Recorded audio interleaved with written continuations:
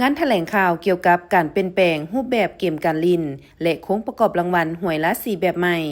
จัดขึ้นในวันที่9พฤษภาคม2025อยู่บริษัทรัฐวิสาหกิจหวยพัฒนาโดยมิทานคำเพ็ญบุภาวงศ์ผู้อำนวยการบริษัทรัฐวิสาหกิจหวยพัฒนาและทานมโนธรรมเพชรศิริแสงผู้อำนวยการบริษัทอินซีเทรดดิ้งจำกัดผู้เดียวพร้อมด้วยผู้ตั้งหน้ากรมคุ้มครองวิสาหกิจรัฐลงทุนและการประกันภัยคณะกรรมการสภาบริหารคณะกรรมการคุ้มครองการออกเลขรางวัลภาคส่วนเกี่ยวข้องและสื่อมวลชนเข้าร่วมท่านคำเพ็ญบุภาวงศ์ได้ให้รู้ว่าปัจจุบันหวยต่างประเทศแม้นมีการออกทุกมือพาให้เกิดมีการลักขายหวยเถื่อนภายในลาวโดยอาศัยผลของหวยต่างประเทศเป็นหวยบ่ได้รับอนุญาตจากรัฐบาลโดยทางภาครัฐบาลบ่ได้รับผลประโยชน์หยังการออกหวยเพิ่มอีก2วันคือวันอังคารและวันพฤหัสก็จะเป็นการสกัดกั้นหวยเถื่อนในโตโดยเฉพาะถ้าเป็นผลิตภัณฑ์ใหม่จะบ่สามารถลักลอบขายได้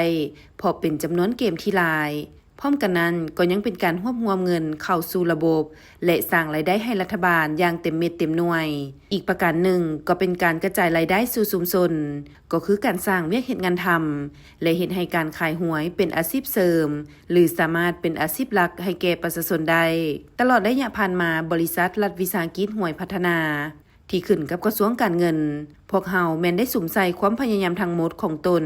เข้าในการพัฒนากลไกและมาตรการต่างๆเพื่อรับประกันให้การเคลื่อนไหวหวยพัฒนาอยู่ลาวเป็นไปด้วยความโปร่งใสยุติธรรมและสามารถตรวจสอบได้พวกเขารู้ว่าการจำหน่ายหวยเป็นเรื่องที่ได้รับความสนใจอย่างเป็นวงกว้างของคนในสังคมดังนั้นพวกเขาจึงได้ปรับรูปแบบการลิ้นที่ทันสมัยหลากหลายรางวัลที่น่าสนใจซึ่งรับประกันถึงการตอบโจทย์กับความต้องการที่มีการเปลี่ยนแปลงของสังคมในปัจจุบันการเปลี่ยนแปลงรูปแบบการเล่นเกมใหม่ของหวยละสีในครั้งนี้เป็นการค้นคว้าร่วมกันระหว่างบริษัทรัฐวิสาหกิจหวยพัฒนาและบริษัทอินซีเทรดดิ้งจำกัดผู้เดียวตกลงเห็นดีร่วมกันปรับปรุงเกมการเล่นหวยละสีให้มีความทันสมัยและซื้อง่ายขึ้นสำหรับการเปลี่ยนแปลงรูปแบบการเล่นเกมในรอบนี้แม้นได้มีการตัดเลขเสียง10 11 12ออกเหลือไว้เพียงแต่0ถึง9เท่านั้นสำหรับโค้งประกอบรางวัลของหวยละ4แบบใหม่สามารถลุ้นเงินรางวัลสูงสุดถึง 3,000 ล้านกีบมูลค่าซื้อหวยละสีบวกเลขเพิ่มโชค6ตัวเรียงซื้อขันต่ำ 5,000 กีบต่อหูเรียงสามารถลุ้นได้ถึง8รางวัลประกอบมีรางวัลที่1ต้องซื้อหวยละสีบวกเลขเพิ่มโชค6ตัวเรียงจะได้เงินรางวัล 3,000 ล้านกีบรางวัลที่2บ่ถูกหวยละสีแต่ถูกเลขเพิ่มโชค6ตัวเรียงจะได้เงินรางวัล 2,000 ล้านกีบรางวัลที่3บ่ถูกหวยละสีแต่ถูกเลขเพิ่มโชค6ตัวข้างเคียงจะได้เงินรางวัล10ล้านกีบรางวัลที่4บ่ถูกหวยละสีแต่ถูกเลขเพิ่มโชค5ตัวท้ายจะได้รับเงินรางวัล4ล้านกีบรางวัลที่5บ่ถูกหวยละสีแต่ถูกเลขเพิ่มโชค5ตัวหน้าจะได้รับเงินรางวัล4ล้านกีบรางวัลที่6บ่ถูกหวยละสีแต่ถูกเลขเพิ่มโชค4ตัวท้ายจะได้รับเงินรางวัล1ล้านกีบรางวัลที่7บ่ถูกหวยละสีแต่ถูกเลขเพิ่มโชค4ตัวหน้า